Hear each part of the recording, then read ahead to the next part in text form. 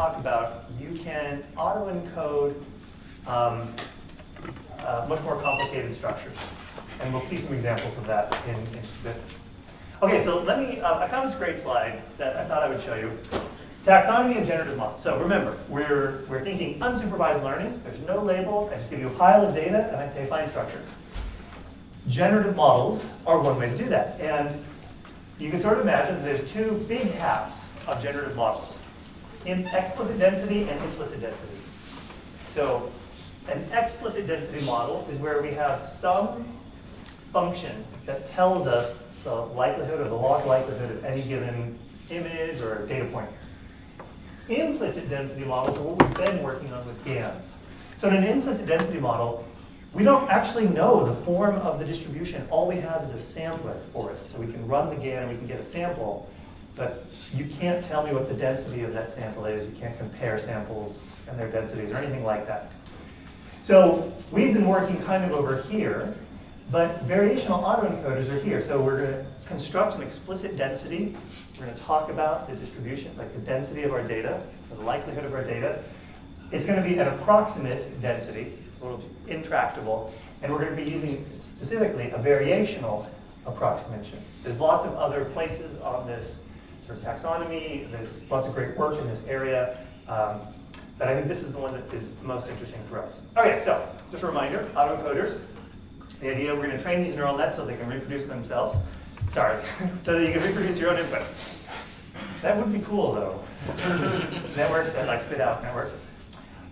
So you have a pretty straightforward idea. You have some input, you have some crazy network, it gives you some feature vector, you spit out the same thing, and you can compare these two things using some sort of loss, and use that as your error signal to drive the construction of something we'll call Z, for consistency with all of our other notation. Now, what's the problem with this? If we want to use this for generating data, we talked about it, but remind me. Why can't we use this just for generating new data? Yeah. The Z vector doesn't generalize to all values. Yeah, so this Z thing, we have no idea what the distribution of Z is. I found this great image. So here's a picture of a Z space, a two-dimensional Z space that's been trained on MNIST digits, auto-encoded. So this is and the points here are individual data points. They're colored by class. And so you can sort of see this does not look smooth and nice.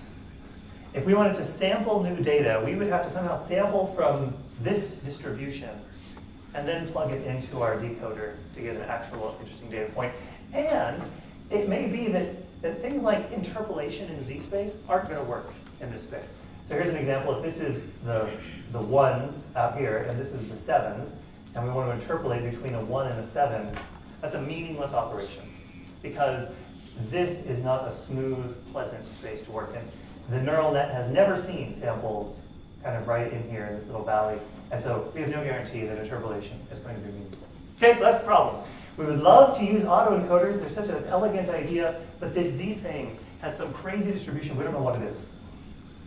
So we're going to do this thing called variational autoencoder, where we're going to try to construct a Z space that's pleasant to work with. By the way, one way to think about standard autoencoders versus variational autoencoders, we're going to move to a probabilistic formulation of this problem. And you can think of standard autoencoders as giving you a single point, but variational autoencoders are going to give us little distributions around points.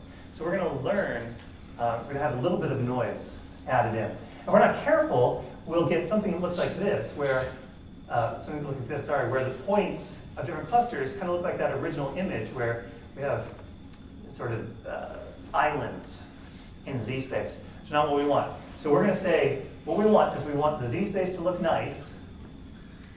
It's going to be smooth. We're going to be able to interpolate. It's going to be compact. But we still want things of similar classes to be next to each other, and we're going to sort of spread probability mass around it. Okay, so this is just a picture for some intuition. We're going to try to construct cost functions that blend these two, that make our space look more like this. Here's some results. I thought just to highlight kind of where we're going. So some more faces generated by a variational autoencoder that's been trained. What do you notice? Yeah. all of like the hair stuff is very blurry. So everything Okay. like outside of the face is very like. Yeah. Okay, so the hair and the backgrounds. Super blurry. What's going on? This is a well-known failure of what's called of any variational method. We'll see in just a few minutes the whole idea of variational approximations is to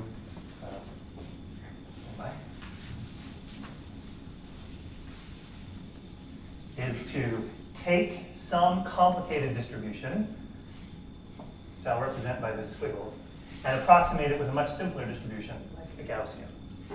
And what that approximation does is it ignores some of the outlying bits. We're sort of approximating, we're fitting something that looks kind of like the average, a little bit more than other methods. So a failure of variational methods is people look like average people.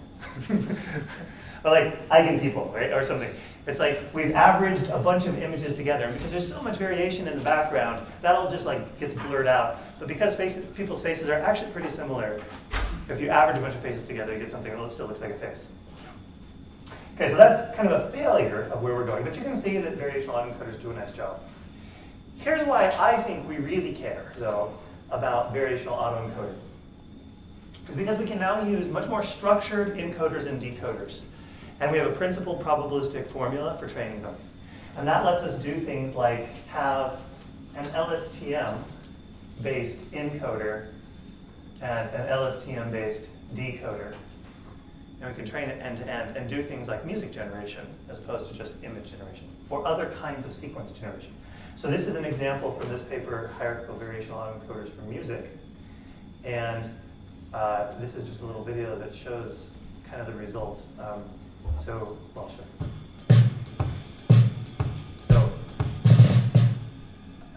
you. So I believe that was one sample. So like sample a Z, and you get some music out of it. This is another sample.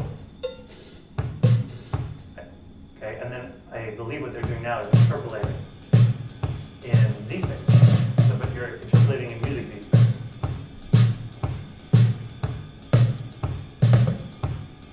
I haven't listened to this whole thing actually. I don't know what comes next. Oh, I see. They're slowly interpolating. Oh, I got it. That's not too bad.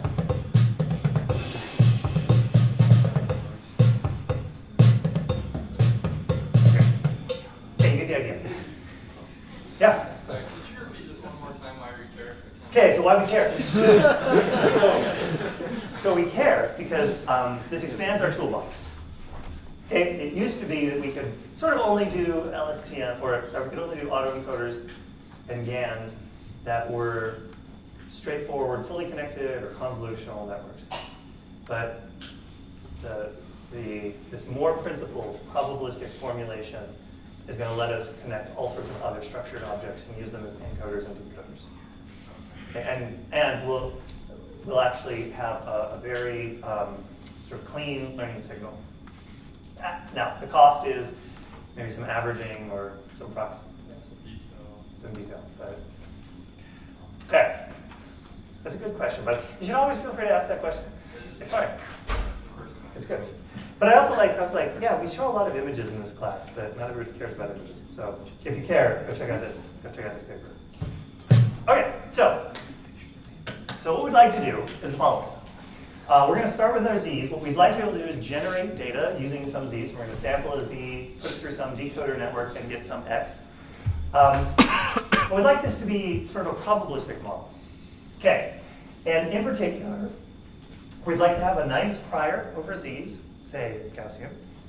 And then we'd like to have some ability to sample from some true conditional distribution where you give me a Z, and I give you some distribution over X, and I can sample an X. Okay, so I want a generative model, but that's probabilistic in nature. And we're going to have some parameters that parameterize this whole thing. Maybe some parameters on our prior, maybe some parameters on the generative like network bit. Okay, but the question is, how do how do you train such a probabilistic model? And I think the answer is there's a great learning strategy, which we'll talk about a lot over the next couple of weeks, which is maximum likelihood. So you give me a bunch of data, and I want to calculate the marginal likelihood of that data under my model, which is parameterized by theta. And I would like to maximize this likelihood of tweaking these parameters. Okay, so I need an explicit density that I can measure. So this is why this is called an explicit density method. I want to be able to calculate the likelihood of the data, and then I want to be able to twiddle the parameters. Okay, so how do I calculate the marginal likelihood of the data? Well, I don't have a p theta of x. What I have is I have p of z, some crazy network, and then p of x given z. And so what I'd like to be able to do is integrate out z. Okay, so I take a joint distribution over x and z, integrate out the z part, and that leaves me with just the x part. Sounds great? Okay, what's the problem with that? Can you guess?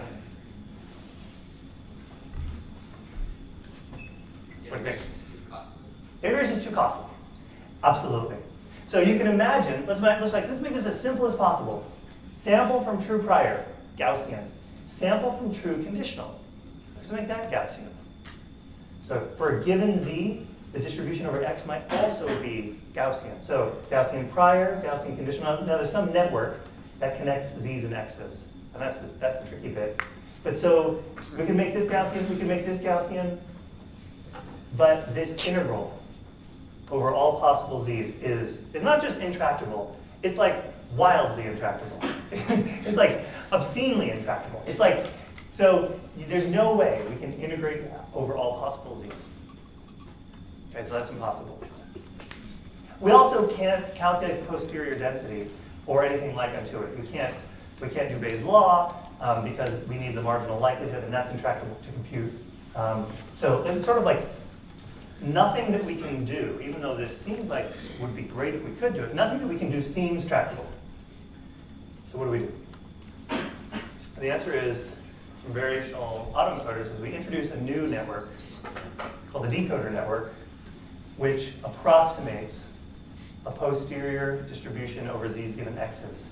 And we will see that this encoder network will allow us to approximate a complicated statistical inference problem that will let us derive this lower bound on the log likelihood, on the data likelihood, and we can optimize that lower bound. Okay, so we can't optimize the thing we wish we could optimize. We can optimize the lower bound on the thing that we want to be able to optimize. That's the idea of variational autoencoders. Okay, so to understand variational autoencoders, I think we need to understand variational inference more generally. And so I'm going to take us on a little tour of variational inference more generally. So this is not exactly deep neural nets. It's more like statistical machine learning. But I think this is super useful if you've never been exposed to these concepts before. So, reset your brains a little bit. We're going to go on a little tour of statistical machine learning and what variational inference is. The big idea is very, very simple, and we'll get to it in just a slide or two. So in general, there's all sorts of intractable inference problems out there. I've just shown you two. Calculating the marginal likelihood is intractable because you can't integrate out variables you don't care about. But exact inference is intractable. Calculating expectations is intractable. All sorts of things are intractable.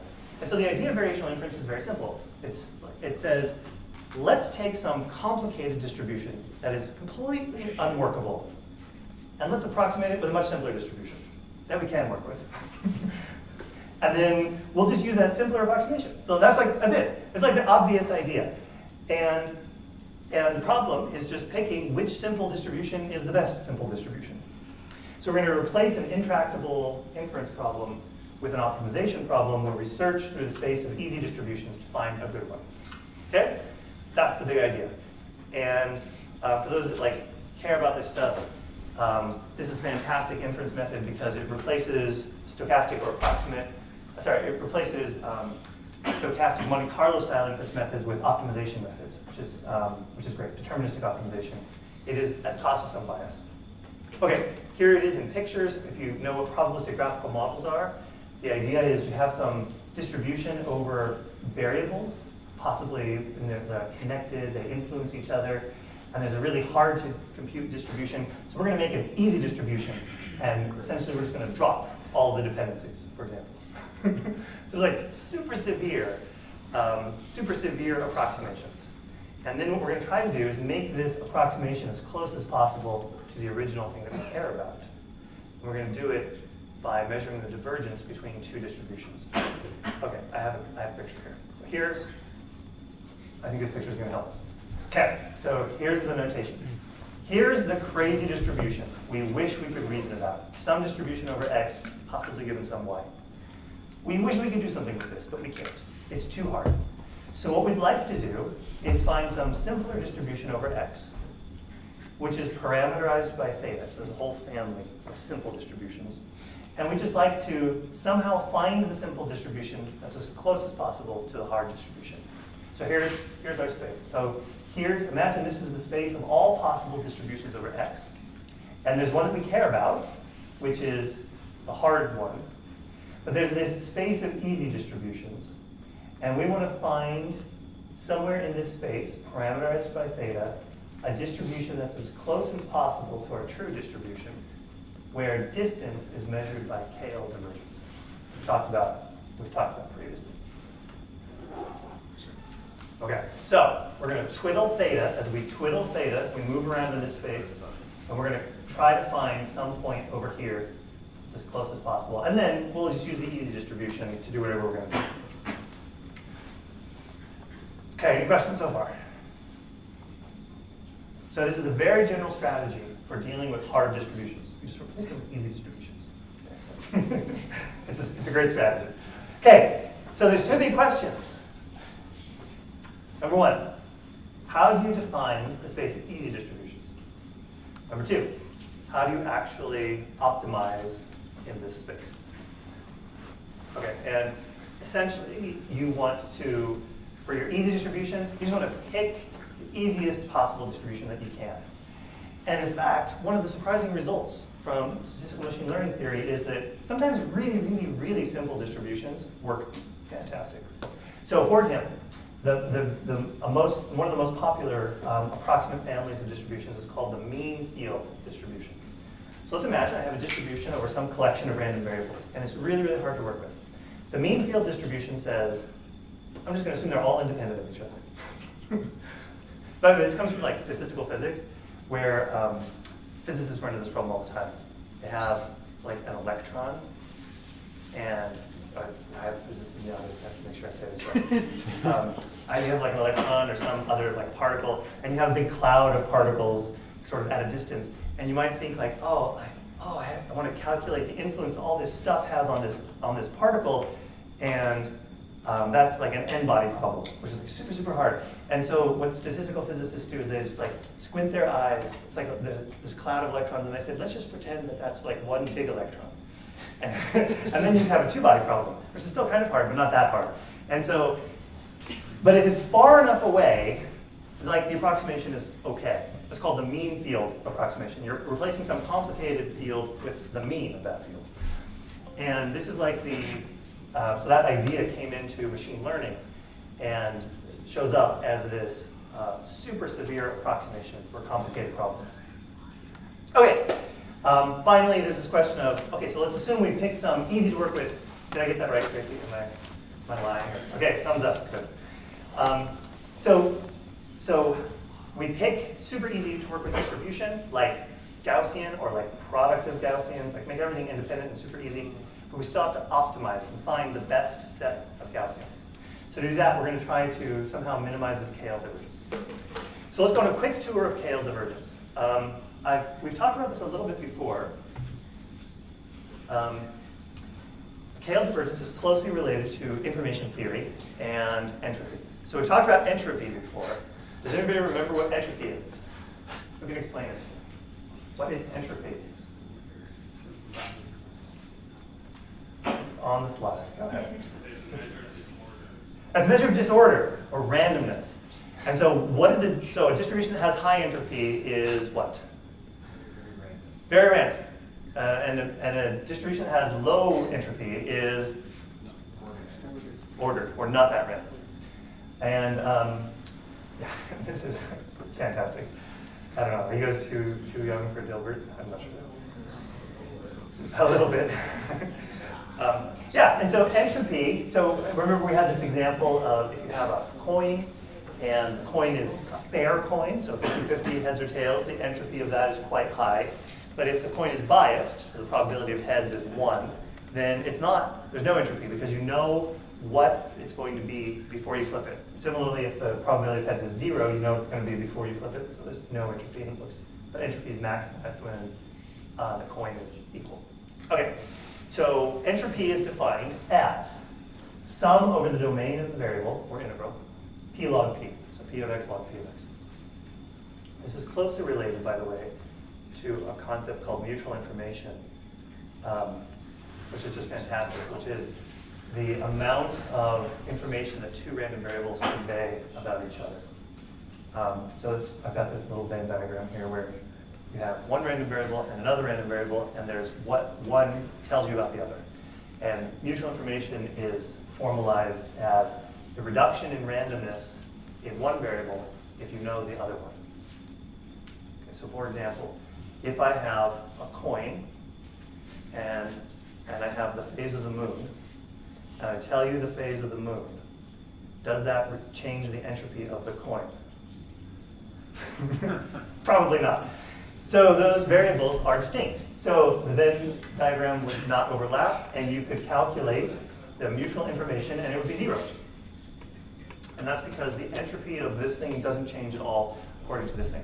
But you could also imagine that there's some random variable, like the amount of metal that the coin has on one side of it, or the factory where it was made. And if I told you that, maybe it would change your ability to predict the coin's outcome. It's a beautiful thing. It's has all these cool properties, but it's closely related to KL divergence. Okay, this is why I'm like dragging you through this. Okay, so KL divergence we've seen before, just a little bit, but just to review, the KL divergence between two distributions, P and Q, is the sum, or the integral, over the domain of the variable, P log, and then this ratio, P over Q. And it measures how far apart two distributions are. And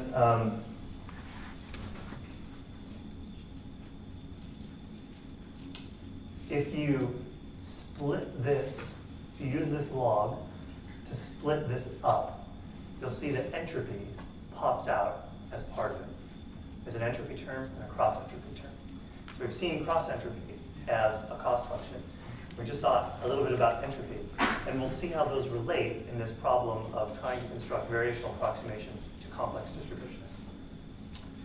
By the way, small detour. I know this feels, I'm sure this feels like, holy cow, what is he talking about?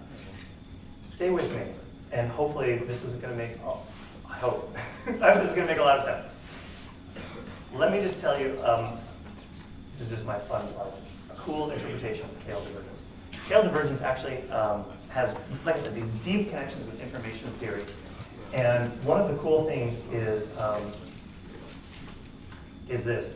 You can interpret KL divergence as the penalty that you would have to pay if you were trying to compress data from one distribution using a scheme that was optimized for another distribution. So let's say that again. So if I have some compression algorithm, if you're a computer scientist, you come up with some compression algorithm, and it works really well on, say, English. And then I hand you, like, some Spanish document. And I say, hey, try your compression algorithm on this Spanish document. KL, if you can compare the KL divergence between the distributions of words in Spanish and English, and KL divergence will tell you how suboptimal your compression, which was optimized for English, will do in Spanish, which I think is just fascinating. And it's measured in bits, which I think is also fascinating. And if you have two distributions that are the same, then the KL divergence is 0. You don't have to pay an encoding penalty because your compression scheme was optimized exactly for sort of the right thing. This also explains, by the way, why KL divergence isn't symmetric. And that's because an encoding scheme designed for English, which you test on Spanish, like there's no reason to expect that that would somehow be the same as an encoding scheme designed for Spanish that you test on English. Those are just different questions. And so the KL divergence is not necessarily symmetric in these ways. Okay, so that's a little tour of information theory, entropy, and KL divergence. Any questions? Yes. So, KL divergence measures how far apart two distributions are. Yes. Beginning of semester, you said dot products are how close similar things are. Yes. It's like 1 minus, is it like the analogy to nonlinear spaces of 1 minus dot product? I would say it's just a little different. So yeah, so you're saying, hey, similarities, like dot products seem like a linear measure of similarity. Is this related at all? So clearly it's not linear. Right. There's logs in there. I think it is answering a slightly different question. This is dot product similarity is saying something about cosines. This is saying something about encoding schemes and information. And those are just different measures. So they're related, I'm sure they're related, but this only operates on distributions, whereas dot product similarity can operate on arbitrary vectors. Well, if you think of it in this space as comparing to similarities. Yeah, I think, again, I think they're just sort of different. They're different ways of thinking about similarity. Yeah, go ahead. Earlier you said that we have to pick a simple distribution like a Gaussian or product of Gaussians, but we still need to optimize that distribution. Yes. Is that, you just mean like finding the mean Yes. and the variance? Yes. For example. So this is great. So let me give you an example. So if I said, here's the distribution, the crazy distribution that I can't work with. I want to be able to sample from this. So you say, okay, I'm going to use variational inference. So I'm going to pick a family of distributions. My family, is there a trash can? Haha. Excellent. Okay, my family of distributions. Family of distributions is Gaussian with some mean and some variance. So you get to pick the mean and the variance. So this, for example, is one possible Gaussian approximation to this distribution. Not a very good one. This would be another approximation. I could also maybe put the mean here and put the variance like this. So which of these approximations is the best one? And what we're saying is okay, here we go.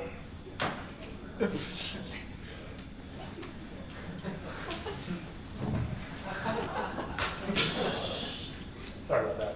We're gonna get a good mark in here. Ha ha ha, yes. Okay, so we're gonna minimize over theta and sigma squared, whatever the parameters are of our distribution.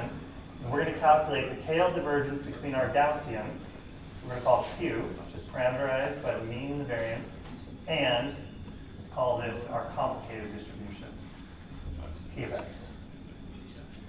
So which of these Gaussians is the best? Well, KL divergence is a great way of measuring that.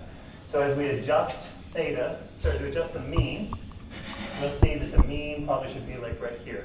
And then we're going to adjust sigma squared. And at some point, we'll get Gaussian, that kind of looks like that. And so now I say, sample from this complicated distribution. What you're actually going to do is sample from the Gaussian. And then just pretend it came from the complicated distribution. Okay, and this is just a mathematically formal way of saying, let's do this in a principled way. Okay. Yes. So what are we trying? So we're trying to approximate sampling. I guess. Sorry, I'm trying to figure out how this works in with what we were talking about before. Yep. So, okay, so yes, good. So remember. Yeah, this slide. This slide. This is the slide. So what we'd like to do is we'd like to have a nice principled generative model. And we'd like to learn that model using the principle of maximum likelihood. But this distribution is intractable to compute. That's the problem. So if we could somehow calculate this or take its gradient, we'd be fine. But we can't. So what do we do? And the answer is we're going to try to use this idea of variational approximations and Kale divergences to somehow approximate this thing and turn it into a learning problem that we can actually code up and implement. So you're talking about adjusting our theta, right? Yes. Optimizing theta to be a distribution that matches the true distribution of As x? closely as possible. Gotcha. Yes, and then, well, we're trying to maximize the likelihood, but yes. So that's our goal. And we're going to introduce this new approximation that's going to help us out. Okay, so here's kind of the bits that we need. So we're going to have an encoder network and a decoder network. The encoder network takes an X, say an image, and gives us a distribution over Z's. And we're just going to assume that distribution is Gaussian. So there's some network here. You plug in an X, I get a mean and a variance. And there's some parameters of this network, which we'll call phi. Similarly, there's a decoder network. This is the thing we actually care about. We're only introducing this encoder network to make everything work. Where you take a Z, comes down from some prior, say Gaussian. It goes through the decoder network with parameters theta, and I get a mean and a variance. I can then sample. Okay, so I give you a Z, plug it in the network. So notice this is a little bit different than what we've done before. In previous work, we've said, you give me a Z, I give you an X. Like a face. You give me a Z, I give you a face. Here we're saying, you give me a Z, I give you a distribution, like a little Gaussian over face. And then you can sample from that Gaussian and get the actual face. So this is just a subtle change. Okay, so these are the bits we need. And what we'd like to do is come up with a learning algorithm that lets us tweak, well, ultimately we want to tweak theta, but we're also going to end up tweaking phi as well. So we'll learn an encoder at the same time we learn a decoder. Together, they'll work together to generate our data for us. Okay, here's like the slide that we care about. So this is the variational autoencoder. And we can probably just skip to the bottom. So the idea, I hope this is clear. The idea is we're trying to maximize the likelihood of our data by tweaking thetas. So tweak the parameters of our generative network and make our data as likely as possible. So what we do is we introduce a variational distribution, a Q, right here. We multiply it by a constant. And then we push that through, and you end up with 3 terms. I think we'll skip, we don't have enough time really to go through this. Let me show you what these 3 terms are. So the 3 terms are saying, okay, the first term says, given a Z, give me an X. The second term says, sorry, let me back up. The second term says the Z space that we learned should look as Gaussian as possible. So our prior over Z's is Gaussian. And this term is saying your decoder network that goes, your encoder network that goes from X's to Z's, that should give us Z's that look Gaussian. And if they don't, the Kale divergence penalizes it.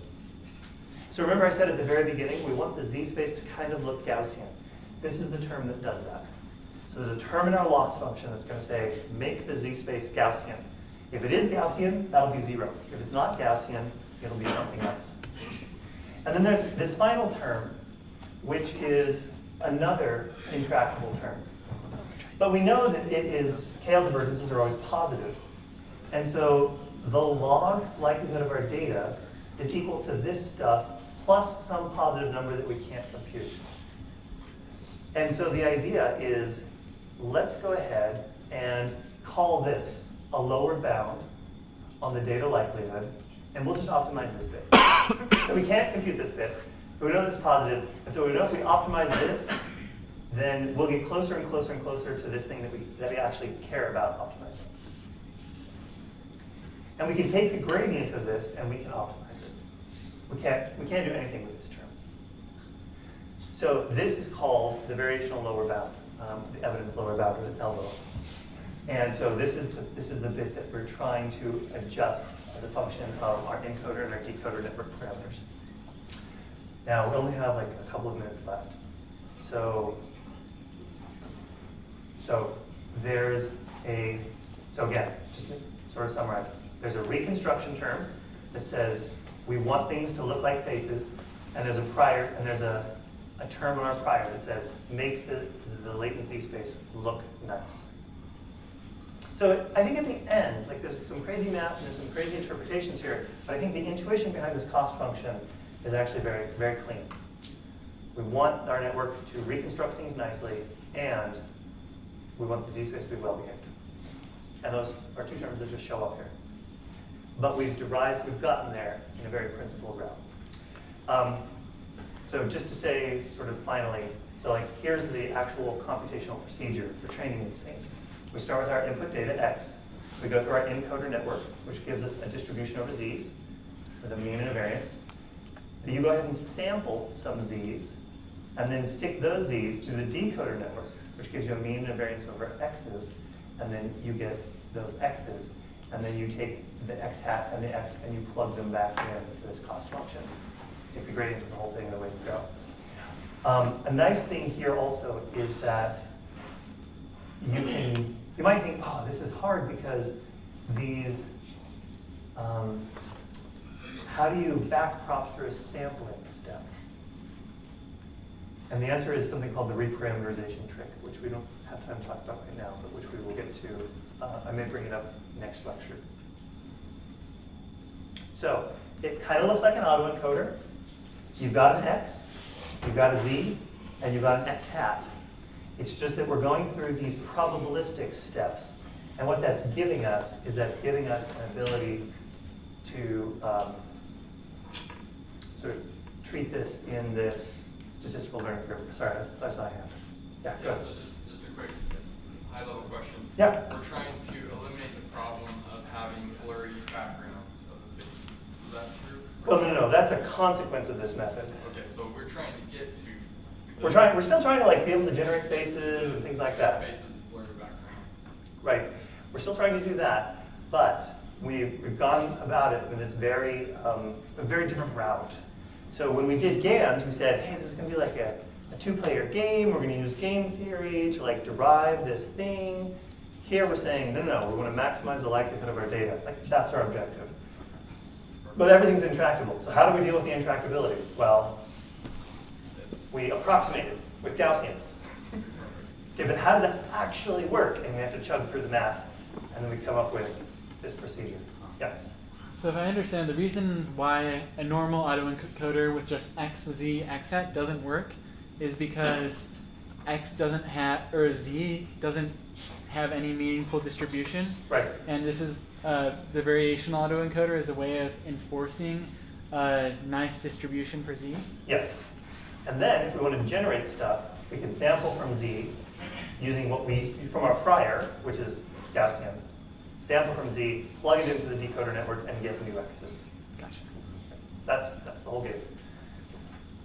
You got it. It turns out that one of the advantages, and this is what I was just saying, like if you want to actually generate data, you can just use the decoder half of the network now. Sample Z from your Gaussian, plug it in here, you get a mean and a variance, and then you can sample from that Gaussian, and you'll get an X.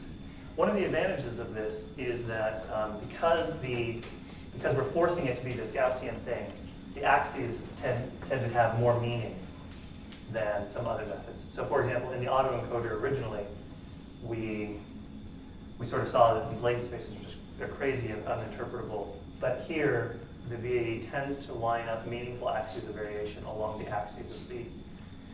So for example, here's MNIST trained with a variational autoencoder. And you can see, again, the very smooth interpolation between images. We don't get if you just train an autoencoder. So the variational autoencoder is smoothing that Z space out for us. Yes? Is it normally going to be a super low dimensional Z space, or is that just like a way to do a nice visualization? That's just a visualization. Okay. Yeah. So just like our other generative adversarial networks, Z's are going to be 100 dimensions, something like that. Could be more.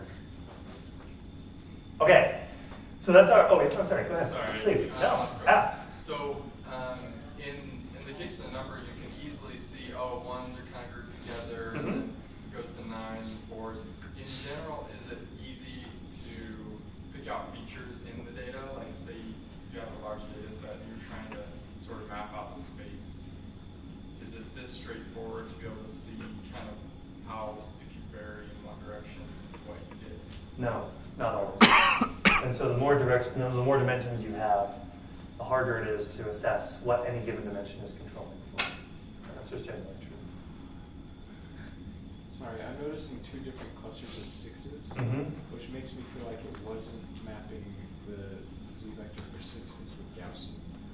It's not, that's not its job. Okay. So you're right, there's 6s here, and there's 6s up here. It's totally fine. Okay. It's up to the model to decide how it's going to use the z-space. You still don't get to decide that. Sorry. There actually are methods where we can place additional, even from what we've done here, constraints on the z-vector to try to make it line up even more.